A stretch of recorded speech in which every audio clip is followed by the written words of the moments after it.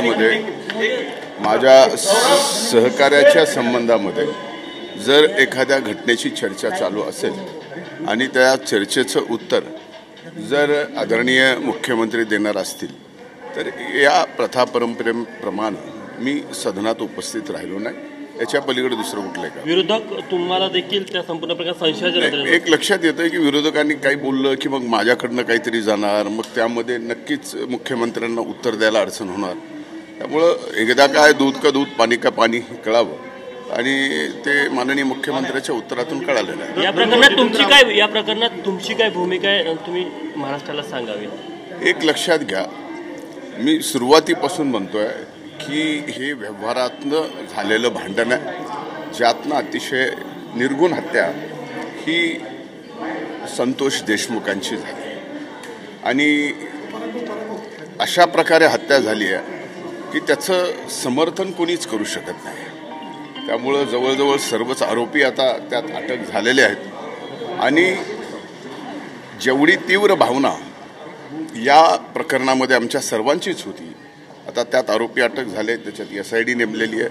CID नेमल्यानंतर आता याच्यामध्ये फार शेवटपर्यंत त्याचा तपास होणार आहे। कोण होतं काय होतं, आदल्या दिवशी जो गुन्हेगार आहे तो आणि त्याचा भाऊ आणि एक पोलीस ऑफिसर हॉटेलमध्ये चहा पित असतानाचा एक व्हिडिओ समोर आलेला आहे आणि तो व्हिडिओ सगळ्या चॅनलवर बघितलेला आहे की ह्या सगळ्या गोष्टीचा तपास आता या तपास यंत्रणेनं काढणं गरजेचं आहे। काही आरोपी अजूनही मोकाट आहे, मकोका लावण्यात आलेला आहे आणि गुंडगिरी कुठेतरी संपवायची असे नाही। यामध्ये मकोका लावण्याच्या बाबतीमध्ये माननीय मुख्यमंत्र्यांनी जे काही बोलले, या प्रकरणातच मकोका लावायचा आहे का आणखीन असे प्रकरणं बीड जिल्ह्यामध्ये आहेत ज्या खऱ्या लोकांना मकोका त्याही ठिकाणी लागला पाहिजे, या भूमिकेचा मी आहे। पण आता जे काय माननीय मुख्यमंत्र्यांनी या ठिकाणी निवेदन या गोष्टीवरती केलेलं आहे, त्यामुळे स्वाभाविकच सर्वांचं समाधानी यात झालेलं आहे। विरोधक कुठेतरी आरोप करत आहे, आपलं नाव त्याशी जोडत आहे। बघा, माझ्या आरोपाशी माझ्या नावाशी जोडणं, तसा आरोप करणं या सदनामध्ये अनेकदा असे प्रकार घडलेले आहेत। त्यामुळे शेवटी